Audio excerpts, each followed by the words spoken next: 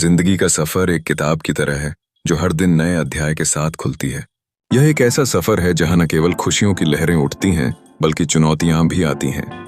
हमारी सोच और दृष्टिकोण इस सफर को सुखद या कठिन बना सकते हैं। इसलिए क्या वाकई जिंदगी जीना इतना आसान है? पहला अध्याय होता है सपनों का। सभी के पास अपने सपनों की एक सूची होती है। ये सपने हमें प्रेरित करते हैं और आगे बढ़ने के लिए हमें उत्साहित रखते हैं। लेकिन सफलता की सीढ़ी पर चढ़ते समय कई बाधाएं आती हैं। उन कठिनाइयों को पार करने के लिए हमें धैर्य और साहस की आवश्यकता होती है।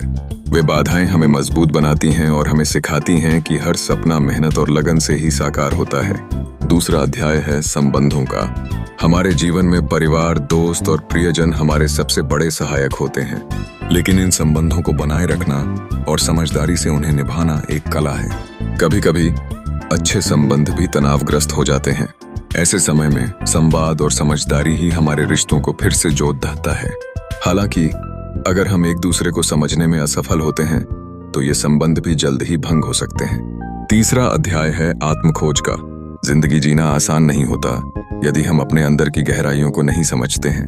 आत्मविश्लेषण हमें अपने विचारों, भावनाओं और कार्यों पर विचार करने का अवसर देता है। यह हमें अपने उद्देश्यों और प्राथमिकताओं को स्पष्ट करने में मदद करता है। जब हम अपने आप को समझते हैं तो हम जीवन को एक नया